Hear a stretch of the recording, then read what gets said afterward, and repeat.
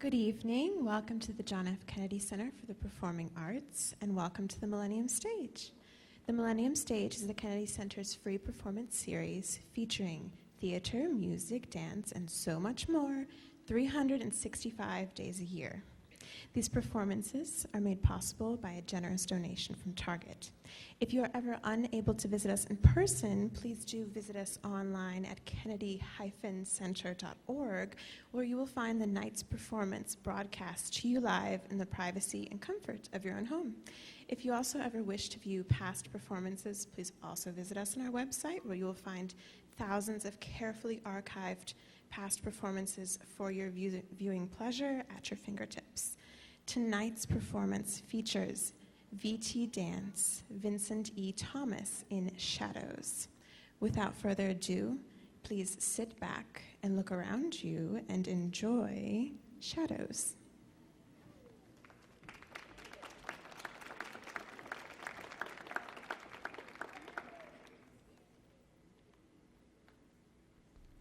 There were gods, and there was the sky and the sun and the stars and the moon and the earth.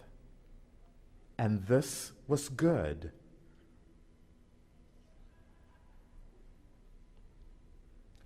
The gods thought, blowing breath into the nostrils of my ancestors, my great-grandparents, my mother, my father, into me.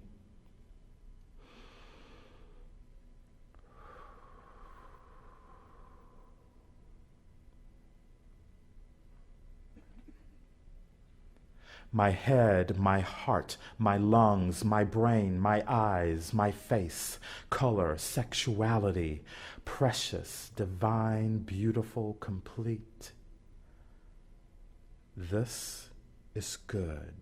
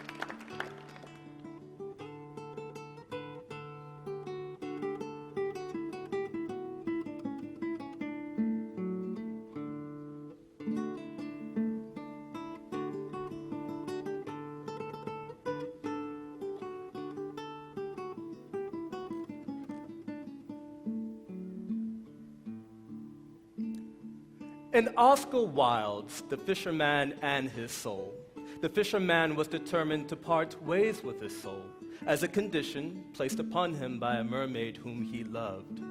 The soul begged and pleaded for the fisherman to reconsider his decision, though when it became apparent to the soul that his plea could not prevail over the affections of the fisherman, he requested that in his dismissal, his host not send him forth into the world without a heart, a request which the soul was ultimately denied. Now, free from his fleshly counterpart, the soul experienced the world in lack of fear and power and in wealth. His condition was what I imagine Lord Henry Wotton, another of Wilde's many characters, and by far a personal favorite, would have held in high regard. This is because the soul did not deny himself of worldly pleasures, and Lord Henry declared, "The soul grows sick with longing for the thing it has forbidden to itself." However, despite all the soul gained during his time of independence, he relentlessly strived to reconcile with the fisherman. Our dear unfortunate friend, the soul. For years he served someone who all too conveniently tossed him aside. It's a pity that even when he held the world in his hands, he was unable to move past that one person. Dear soul, I pray one day you find the dignity to tell that fisherman to bug off.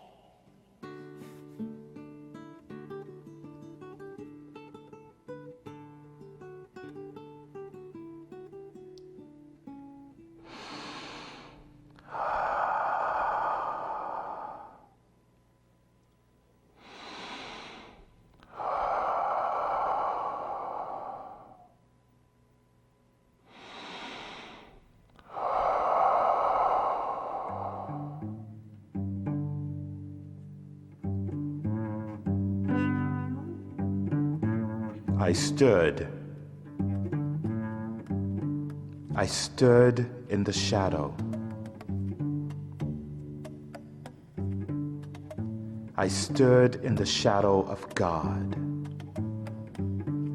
a God of all things, of creation, of destruction, Zeus, Poseidon, Hades, Ares,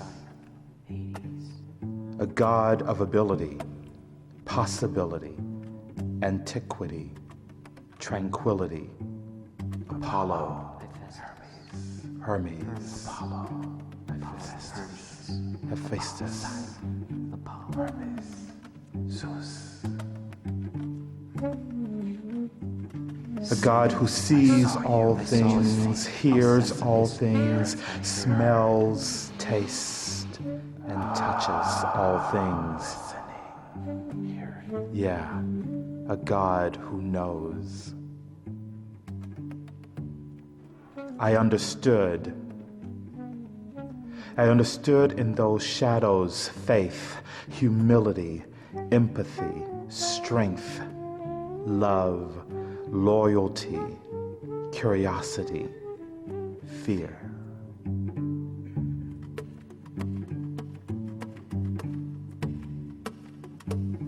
Here Fear was an more apparition. often than not. I saw that vengeful cry for revenge, grief that reprised barriers between us.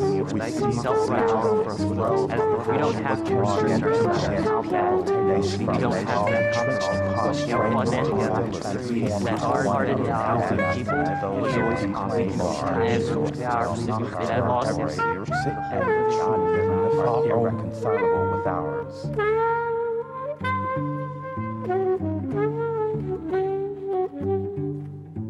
I stand in the shadow. I stand in the shadows of Buddha, Gandhi, Washington, Jefferson, Martin, Kennedy, Hitler, Baldwin, Marley, Nixon, Nat, Fela, Belafonte, Invisible, Bush, Cosby, Dahmer, Langston, Cook, Milk, OJ, MJ, X, Tiger, Barack, my father, Dad, Legend.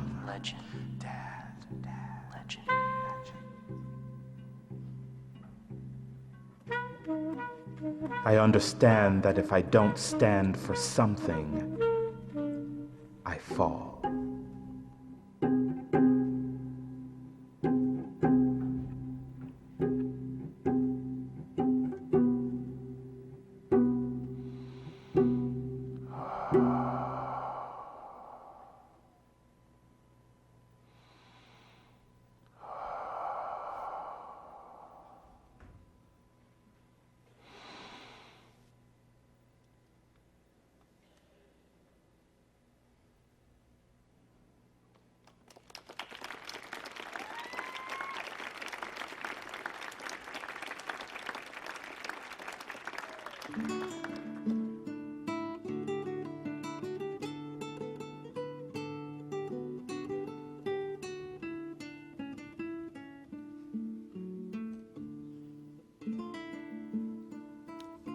John Bridges and Brian Curtis's 50 Things Every Young Gentleman Should Know, revised and expanded.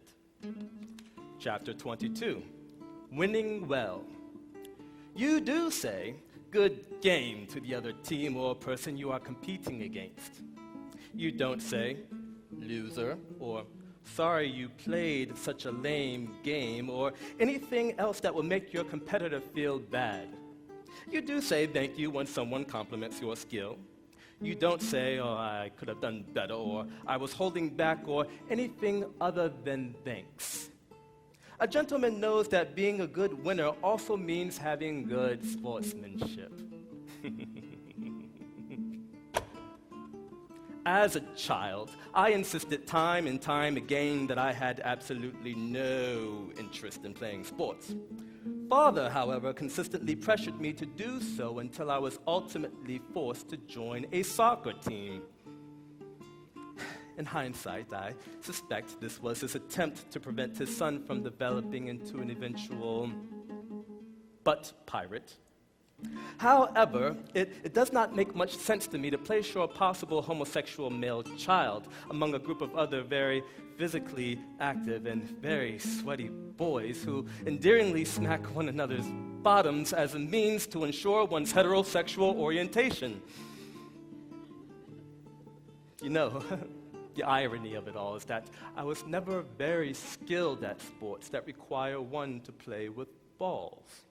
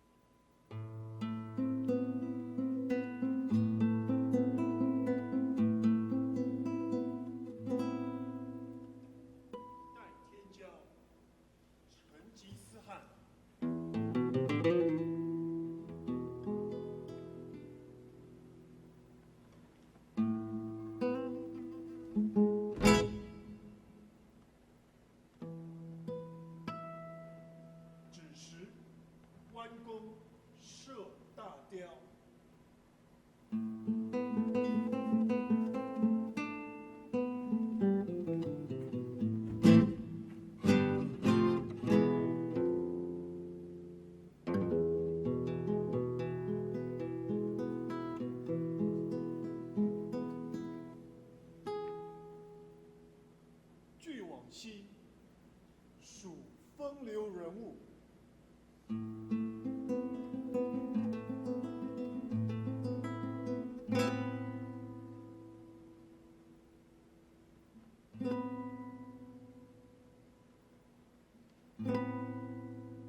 还看今朝。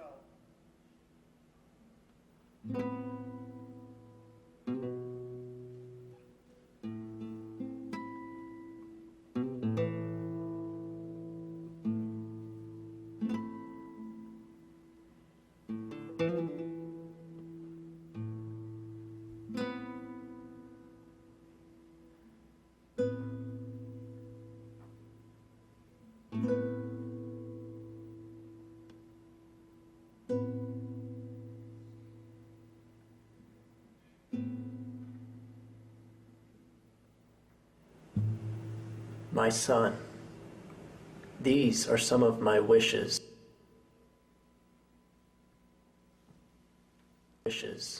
and desires for you as a man growing up in this bustling world. Some say the following would make the perfect specimen of a man: the knowledge and intellect of my father, the courage and determination of Captain Justin Powell, the concern and work ethic of your grandfather, Roberto Guerrero, the love for your mother that I have, the arm of Tom Brady, the feet of David Beckham, the swing of Ted Williams, the form of Larry Bird, the talent of Josh Groban, the moves of Michael Jackson, and the stamina and unimaginable luck of Liam Neeson. Throughout your life, you will hear a wide range of theories and beliefs on what makes a real man. A man knows when the time is right to fight and when the time calls for self-control. A man shows concern for others, is always a gentleman, and never allows others determine what he believes in.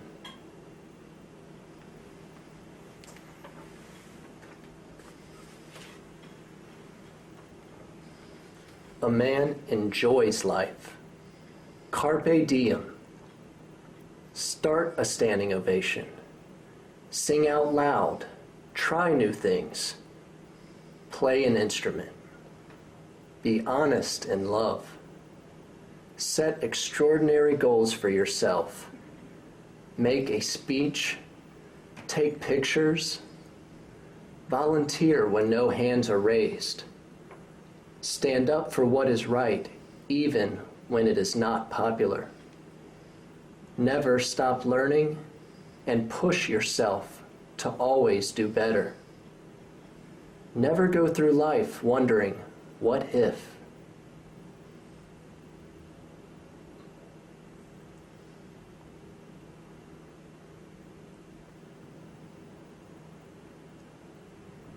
A man sheds tears, says, I love you, smiles, gives a firm handshake, looks into the eyes of the person he is speaking to, and lends an ear to a friend in need.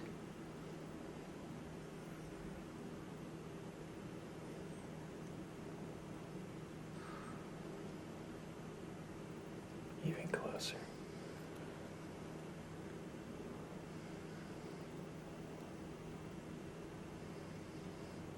Okay.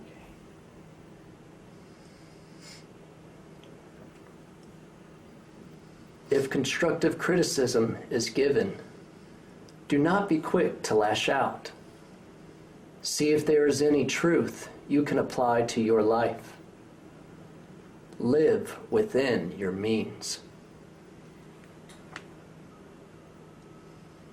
Do not let others limit your ability and tell you that you could never do that. A man puts his head on his pillow at night with a clean conscience. A man should not be judged by the amount of money or possessions he has. But a real man is judged by his character and work ethic. I love you, son. I love you, son. I love you, son.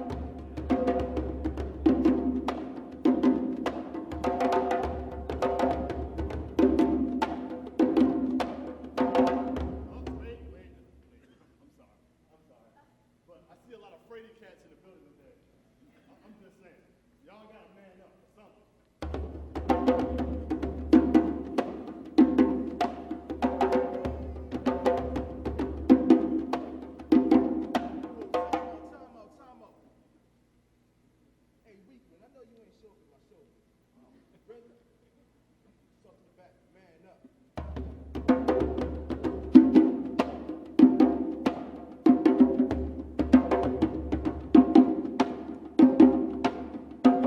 Wait. You're seeing weaklings, but I see a whole lot of lazy bums. All right, y'all gotta man up.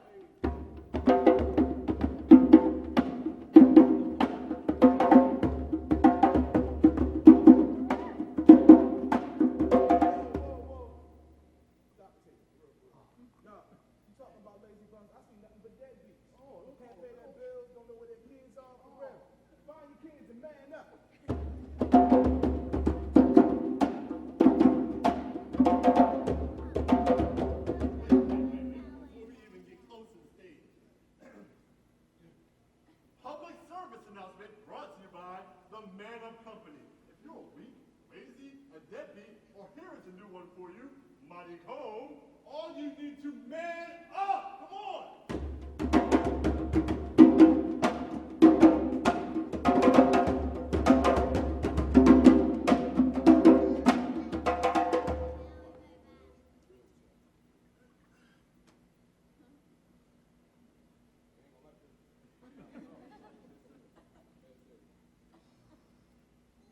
All y'all back.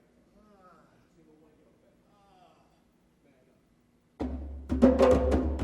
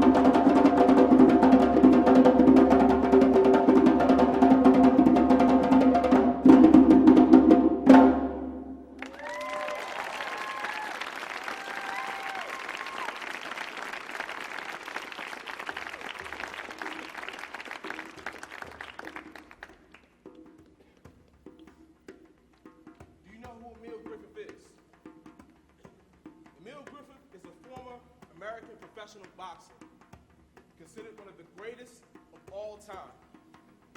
However, his career and his life is defined by one bout. His 1962 welterweight championship fight against Cuban Benny the Kid Paret. Now, throughout Emil Griffith's life and his career, there were stories, there were rumors, there were allegations regarding his sexuality. Was he heterosexual? Was he homosexual? Was he bisexual? Did he like men? Did he like women? Did he like both? No one knew for sure, but everyone had their story. Benny Paret had his story too. Prior to their bout at the weigh-ins, he called Emil Griffith a maricón. Maricón is the Spanish equivalent to the word faggot. Emil Griffith was so enraged by this insult that he lashed out at Paret. The only reason he didn't get his hands on him is because his trainers held him back. During their bout, in the 12th round, Emil Griffith caught Paret and knocked him against the ropes. Because of their positioning, it looked as if Paret was still standing up straight, even though he was clearly unconscious. But Emil Griffith proceeded to go with punch after uncontested punch until Paret fell down to the canvas. He was declared the winner by knockout and regained the welterweight championship of the world. After the bout, he said, "I'm glad to be the welterweight champion again, and I hope Paret is feeling very good right now." It didn't take long for him to find out the severity of the situation, as Benny Paret fell into a coma soon after that fight. Emil Griffith tried to visit Paret in the hospital, but was turned back. As he left the hospital, he was jeered. 10 days later, Benny Paret died of his injuries. It didn't take long for Emil Griffith to start receiving death threats and hate mail from fans of Paret, who were thoroughly convinced that he purposely killed Paret in the ring. Much later in his life, Emil Griffith opened up about his sexuality. He admitted that he liked both men and he liked women.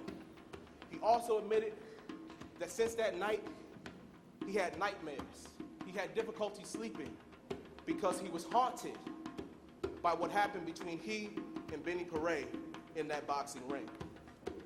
The life of Emil Griffith can be found in the documentary Ring of Fire, the Emil Griffith story.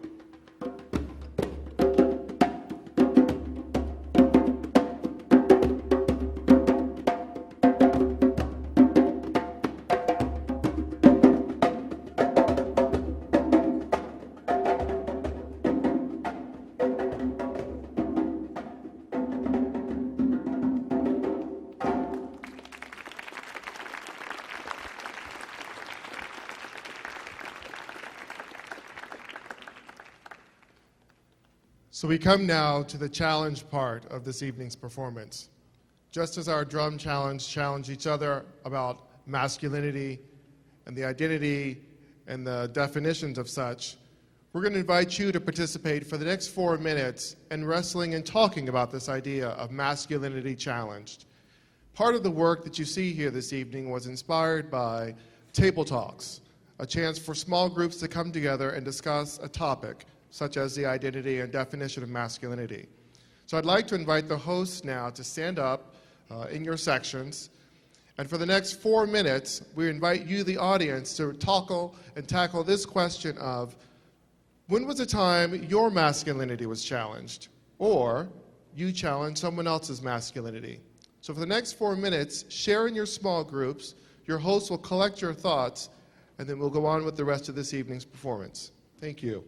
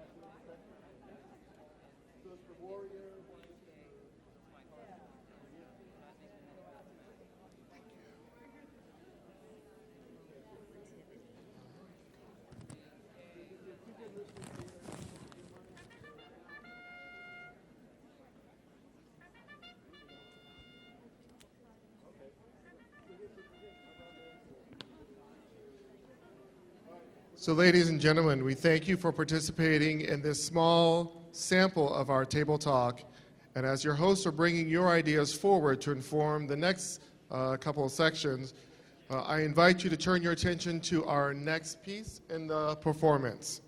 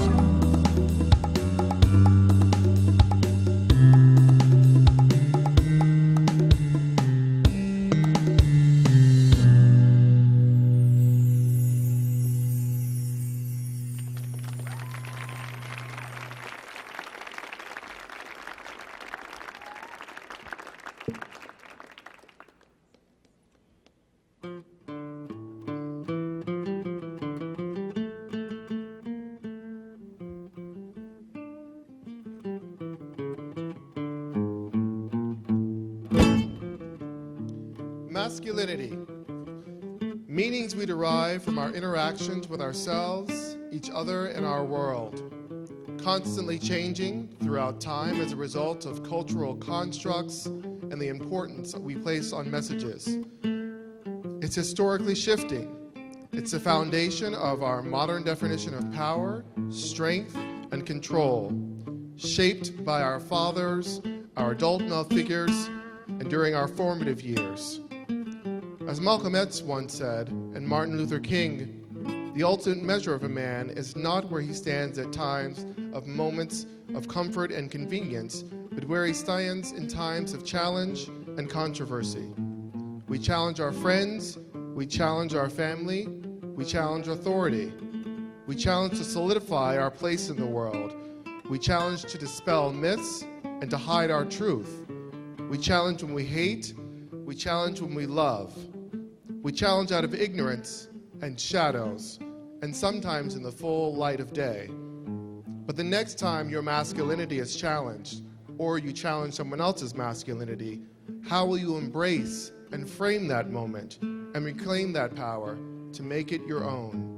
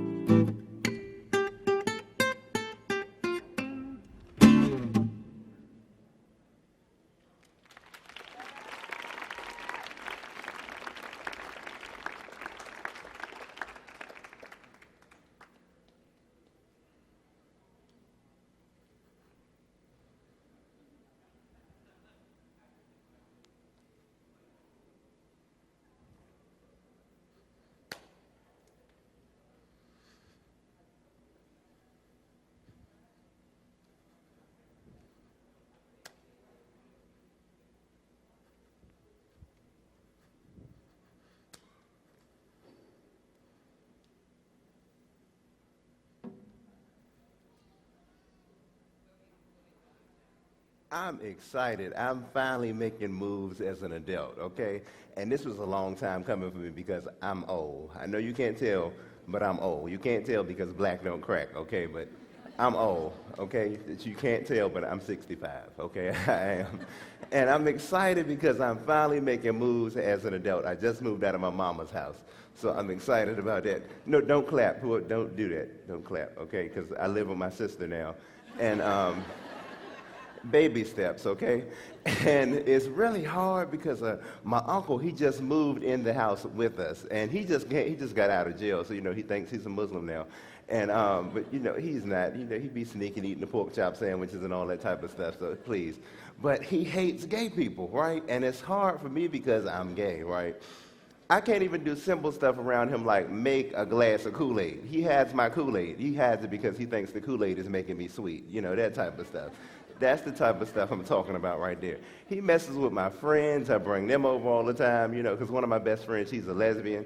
You got to keep a lesbian around because you never know when the car might break down or something, okay? So keep a nice lesbian around. Car breaking down, I don't got time for that, okay? And every time I bring her over, he's always like, oh, yeah, I'm going to get her. Oh, I'm going to get her. I'm like, no, you can't get her because she likes women. That's not going to happen. No, I'm going to tell you what her problem is, all right? Her problem is she's had a lot of messed up relationships with men. So she thinks that by becoming a lesbian, that's gonna solve all her problems. Which I can tell y'all is a bunch of BS, okay? Because I'm gonna put it like this. I am a gay man, okay? And I've had plenty of messed up relationships with men. And none of that ever turned me into a lesbian, okay? So I don't know what the issue is. A lot of people, they feel like being gay is a choice. And like I'm here to tell you, being gay is not a choice because I know I've always been gay since I was little. I got my friend, she's been gay since she was little. Her brother, he's gay. All their cousins gay. Their aunt just came out the closet. But now that pushed it right there, the aunt coming. Because I was like, Dad, how many of y'all is it? You know, by the time the rest of y'all finish, you know, y'all not even going to be able to have family reunions. Y'all going to have gay pride parades. You know, it's just, how many of y'all is it? You know. So a lot of people, they feel like being gay is a choice. Being gay is not a choice because I'm black and gay, okay? You hear that, black and, you can't make that up, okay? You know, I never woke up late one night, you know, like, something's missing. I'm black, I'm a man, I want to be fierce. You know, I never did that, you know. So a lot of people say, well, okay, well, if being gay is not a choice, then what happened? And I'm like, I don't know. Maybe my mother ate too many Skittles while she was pregnant. I don't know. Something happened, you know. And it's like I'm a double minority. So, you know, it's like double minority. So it's like two stereotypes I got to live up to. It's like I got to roll a good blunt without breaking a nail. You know what I mean? And that's not easy, you know. So now we got hip-hop culture, you know, and in hip-hop culture, you know, that kind of reinforces this image of what masculinity is supposed to be, you know. So men have to disrespect women. You can't be gay. You have to hate gay people, all this type of stuff. And now, you know, because at first it was the word faggot. That's a horrible word, but now they say no homo. Y'all know about no homo, right? I think it's one of the most ridiculous terms that anybody can use. Basically, what people do with it is, straight guys, they take it, they say some of the gayest stuff you've ever heard in your life, and as long as they reinforce it with no homo, it makes it okay. So you see them on the basketball court, oh yeah, your balls look real good in those sweatpants, I should let you put one on my forehead. No homo, no homo. You know, that's ridiculous, okay?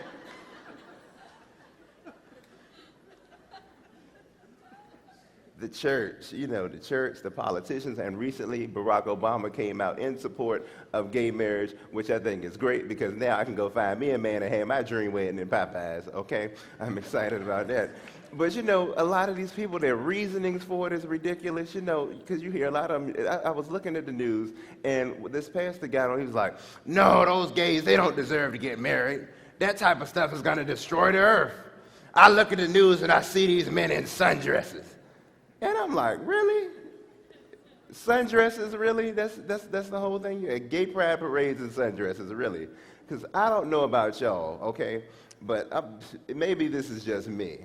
But after looking at the news for 2 and 3 hours and seeing, you know, kids get shot on the street, you know, a recovering economy, a frail healthcare system, you know, lack of education, and people going hungry, I think it's kind of refreshing to see something as simple as a man in a sundress, okay?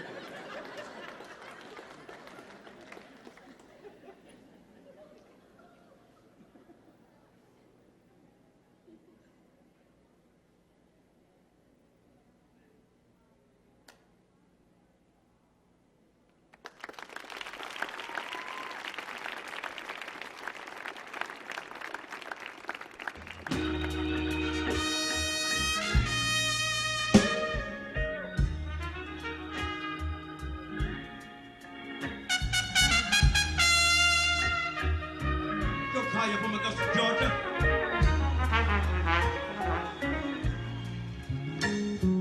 This is a man's world. This is a man's world.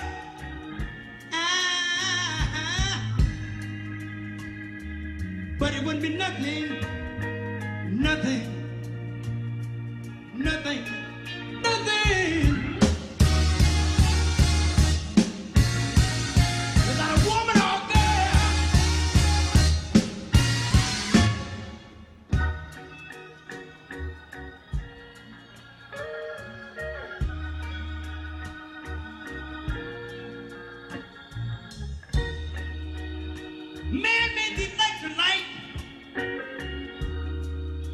To take us out of a dawn. Man made the most of the world, huh? Like they said that no know a man they are. This is a man's world. But it would be nothing, nothing, nothing without a woman or a girl.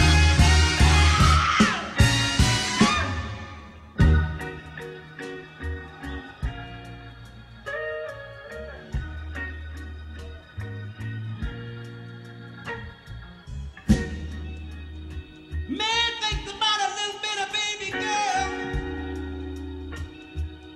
and a baby boy.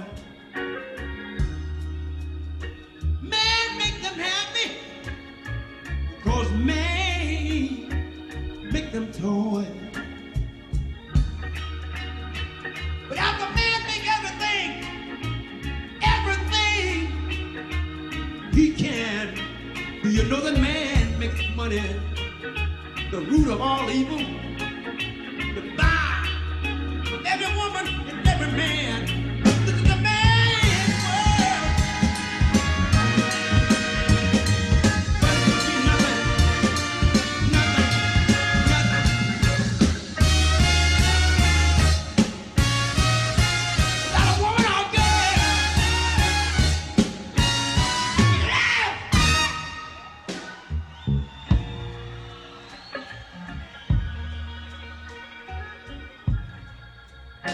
Wilderness.